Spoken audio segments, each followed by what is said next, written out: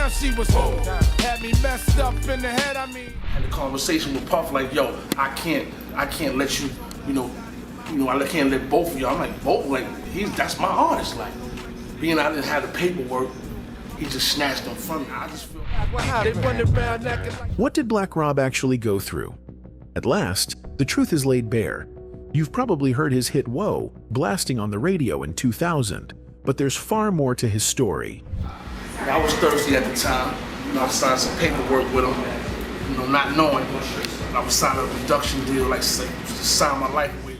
Born Robert Ross in East Harlem, he grew up in poverty, spent time in juvenile detention, and faced legal trouble early.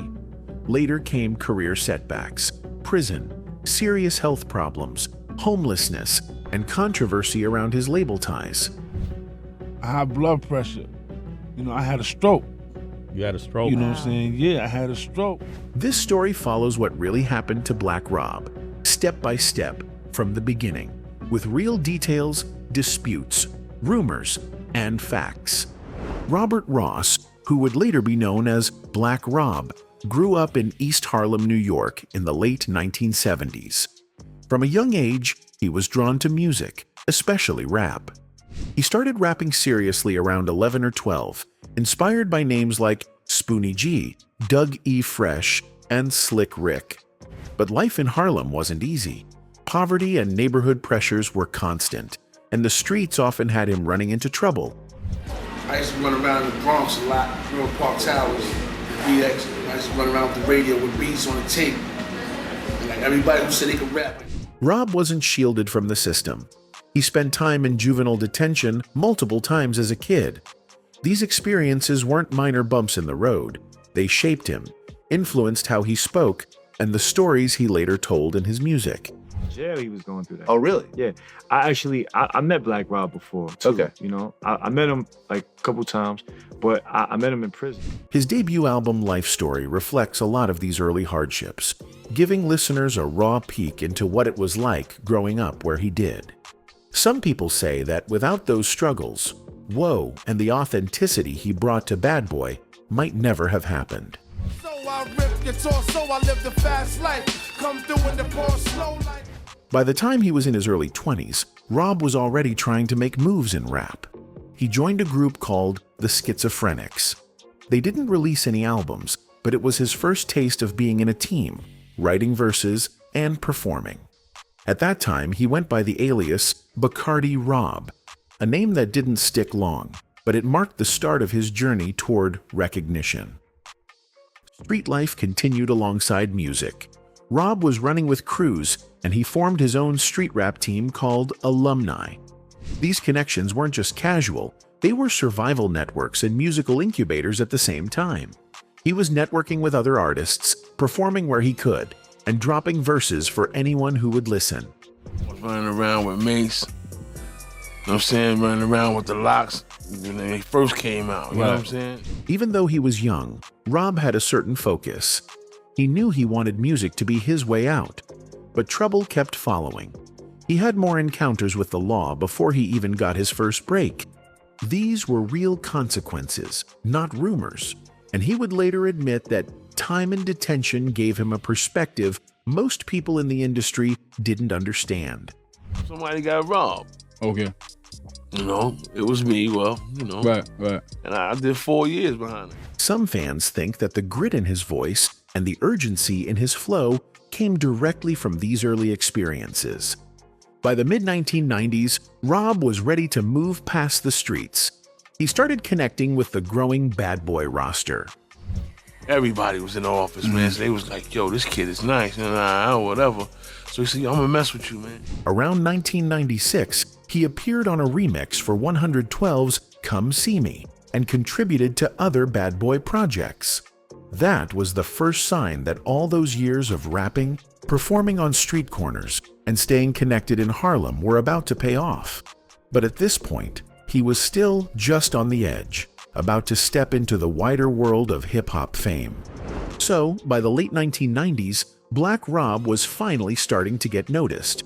Around 1996, he was appearing on remixes for big Bad Boy names, 112's Come See Me, Total's What About Us, Faith Evans's Love Like This.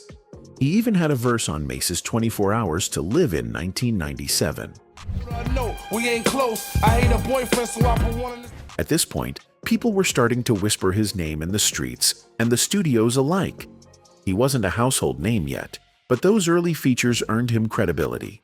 Some fans think these collaborations set the stage for his breakthrough, even though nothing was officially released under his solo name yet. Fast forward to 2000, and everything changed with the release of his debut album, Life Story. Black Rob was now officially part of the Bad Boy family, and this was his moment. The album went platinum, which is huge for a debut, especially coming from someone who had bounced around the streets and the juvenile system for years. And then came the single that everyone remembers, Whoa, produced by Buckwild from Diggin' in the Crates crew. The song wasn't just a hit, it was explosive. On the Billboard Hot 100, it peaked at number 43, and it smashed the R&B/hip-hop and rap charts, even hitting the top 10. This was his first and only solo single to make it to the Hot 100, but it cemented him in hip-hop history. It's your single, Whoa. What year did that hit? Was that 99? Yeah. 99. Bring me back to 99. What was life like for you in 1999? Oh, man. Did you know that that was going to be a hit? The song had this raw energy, a kind of intensity that came from his experiences. It was like every street story, every early struggle, every time he got pulled over by the law, all of it poured into that track. Whoa became more than a single. It was a moment for Black Rob to finally step into the spotlight. Even the video and live performances captured that chaotic energy, the streets mixing with the studio life. During this period, he was also heavily touring and making appearances with other Bad Boy artists. He showed up on Puff Daddy and the Bad Boy Family projects, and even made 2 appearances on Crew's 1997 album, Da Dirty 30. Channels, Benzino, Tony Touch, and others were also tapping him for features. The media started to take notice. There were interviews, magazine spreads, and radio play. But there were undercurrents too. Some fans noticed that while the album and Whoa were massive hits, Black Rob's name didn't seem to get the long-term push that other Bad Boy artists did. I'm not gonna do this anymore. Biggie just got killed, and I don't want to do it no more. I think I can live off R&B, and I don't sing R&B. So therefore, that put me like out the whip. Rumors started floating around online, forums buzzing that maybe the label wasn't fully backing him after the initial success. Nothing was proven at this point, but all evidence suggests that his debut success wasn't leveraged as aggressively as it could have been. Still, for that moment, 2000 was his peak. Life Story went platinum, Whoa was everywhere, and Black Rob was finally recognized for the talent that had been brewing in Harlem for years. The hype was real, the streets were proud, and the mainstream was finally paying attention. After the success of Life Story, Black Rob's career seemed poised to keep rising, but things didn't go the way most people expected. His second album, The Black Rob Report, came out in 2005. Fans were hyped because they wanted more hits like Whoa, but the album didn't perform the way his debut had. It fell off the Billboard charts quickly and didn't reach the same commercial heights. People started to notice that even though Rob had the talent and the voice, the label wasn't pushing him like they did with other artists on the Bad Boy roster. It's because just took that off the shelf. They used the Black Rob Report, you know what I'm saying, as a springboard for the Biggie duet album. Puff wasn't doing nothing.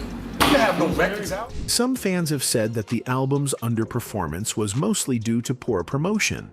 They think Diddy and Bad Boy shifted attention to other acts, leaving Rob in the background. It's not confirmed, but all evidence points towards the idea that the label did not invest heavily in keeping his momentum alive.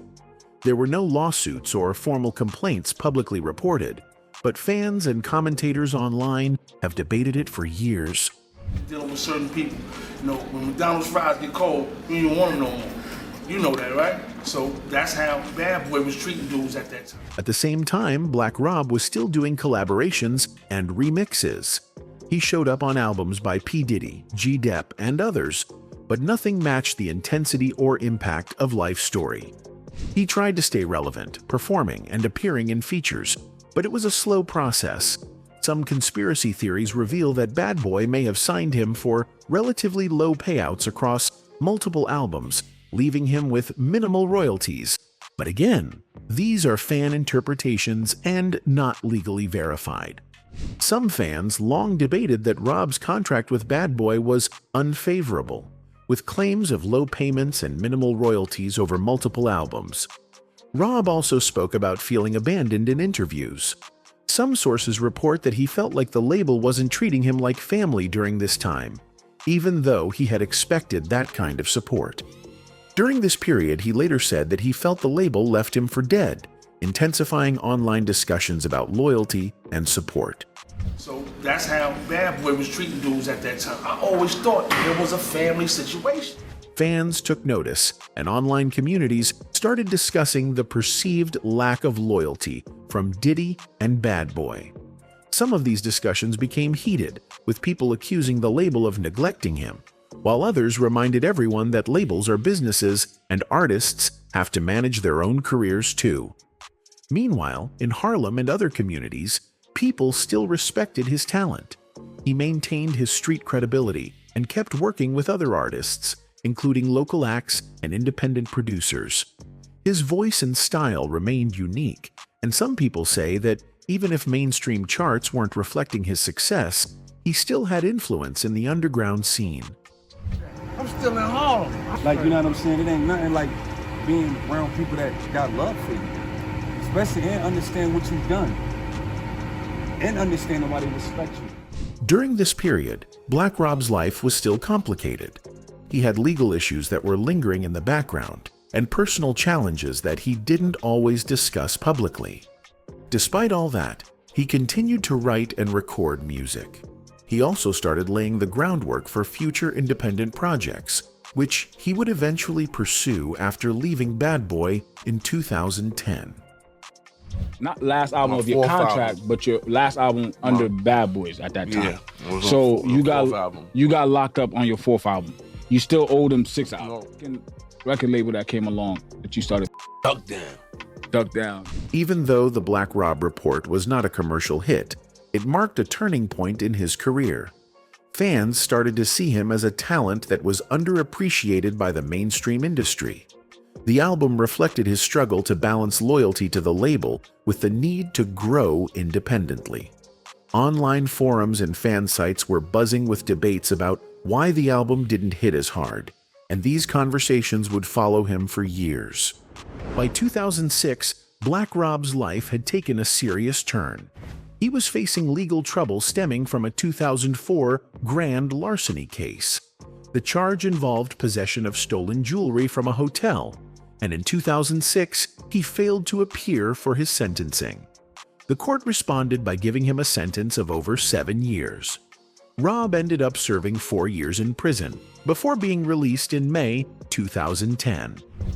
You know, it was me, Right. And I did 4 years behind it. All right, so let's talk about This prison term had a huge impact on his career. Just as he was trying to regain momentum after the Black Rob Report, he was effectively sidelined from the music industry. During his time in prison, his name and momentum largely disappeared from the public eye, creating a tough gap in his career. When he got out of prison, he did an interview with BET just 2 hours after being released. He spoke about the experience, the time away from music, and what it meant to be back. Fans remember him looking both relieved and frustrated. That interview showed how much he still cared about his career, even though the world had moved on while he was locked up. Some people think that this gap in his public presence was a big reason why he struggled to regain the same level of fame he had around 2000. After leaving Bad Boy Records, Black Rob signed with independent labels, including Duck Down Records. Duck Down, that's the 5th album came out. In 2011, he released Game Tested, Streets Approved, which peaked at number 44 on the Billboard Top R&B and Hip Hop albums. It was a solid effort, but it didn't reach the mass audiences of his debut. He also started his own label called Box in One with his manager Jamal Mosley, showing that he wanted more control over his music and career direction. Fans appreciated his dedication, but the reach was limited compared to the early Bad Boy years. In 2013, Rob joined the reality series Comeback Kings. Alongside other artists like Ed Lover, Calvin Richardson, and Mr. Cheeks, he appeared on camera talking about his experiences, struggles, and the ups and downs of being a rapper who had tasted mainstream success. First of all, Black Rob, you had a long journey and you still pushing. You a true comeback king. What does this mean to you? The show gave fans a closer look at his personality and his ongoing battle to find stability in life and music. 2 years later, in 2015, he released Genuine Article, his fourth studio album. The album featured collaborations with Sean Price, Tech, Murda Mook, and others. Producers included Easy Mo Bee, Coptic, and Big French. Even with the strong lineup, the album only had a modest impact commercially. Fans went crazy saying that he should have gotten more attention for this release, but it didn't happen. It highlighted the challenge that many artists face after being away from the mainstream for several years.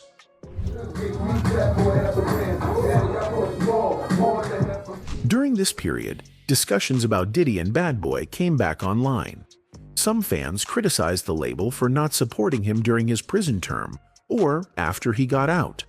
Rob himself had previously said that he felt abandoned by the label, though other sources clarified that Diddy had offered support in some ways. Nothing is confirmed legally, but all evidence suggests there was at least some tension between Rob and Bad Boy, and the debate about loyalty and promotion continued in fan communities. Through it all, Black Rob kept making music, performing when he could, and working with collaborators. His talent remained undeniable, but this chapter of his life was defined by interruptions, challenges, and a constant effort to reclaim a place in the industry he had once dominated. In the years after his post-prison albums, Black Rob's life became increasingly difficult. He struggled with serious health issues that dated back to the 1990s, including diabetes and high blood pressure. Over time, these conditions worsened. In his final years, he reportedly suffered multiple strokes, kidney failure, and even needed dialysis. These health problems affected his ability to perform, record, and maintain the kind of momentum he had in the early 2000s. Around the same time, Rob also faced financial instability. Videos surfaced online showing him homeless, trying to navigate daily life without the support many assumed he had. A GoFundMe campaign was launched to help him secure housing and pay for medical care. Close sources went crazy, saying that a former platinum-selling rapper should not have to live like this. Fans were split. Some criticized Bad Boy Records and Diddy for not stepping in sooner, while others reminded everyone that the label is a business and cannot always be responsible for personal finances. It's like, all right, you took me off the medication shit, you took me off the insurance, okay? Now you take me off the website, you don't come see me, you don't write me. During this period, social media and fan forums were full of speculation. Some conspiracy theories revealed that his legal and financial troubles were linked to bad deals with the label, while others assumed mismanagement on Rob's part. Lots of fans think that Diddy abandoned him, even though nothing is proven. Close sources, including his manager, later commented that Diddy had reached out at different points, offered assistance, and even helped connect him to medical care. However, statements from Black Rob proved otherwise. All these commentaries got lost in online debates. You ain't come see me, y'all? Like, all the years we spent together, like, that shit didn't mean nothing to you, dog? Like, you actually think I'm not your man? So that right there told me, like, yo, that was never my man. After his death, some public statements and manager critiques sparked debate about whether Diddy had delayed support for Rob, though efforts were eventually confirmed. Even with all the struggles, Black Rob's influence remained strong. People still remembered his work on Life Story and the hit Single Woe. Younger artists referenced his flow and style, and his contributions to the bad boy era were widely recognized. In 2013, his appearance on the reality series Comeback Kings gave fans a more personal look at his life, showing his humor, personality, and determination despite setbacks. By the time of his death, he had become something of a legend with a complicated legacy. Tributes poured in from artists like Diddy, LL, Cool J, and others who respected his talent. Fans remembered him not just for the music, but for the story behind it, the rise, the fall, and the dedication in between. Some of the discussions online focused on controversies surrounding his career, while others celebrated his authenticity and skill. It became clear that Black Rob's life was about far more than one hit single. It was about survival, creativity, and impact on a community that followed him from Harlem to mainstream stages. On April 17, 2021, Black Rob passed away at age 52 from cardiac arrest, compounded by his chronic health conditions. Bad boy artist Black Rob lost his battle with kidney disease and other health issues in Atlanta. The internet lit up with tributes, debates, and reflections on what his career said about the music industry. Many fans noted how his story highlighted the gaps in long-term artist support. Some said it was a cautionary tale.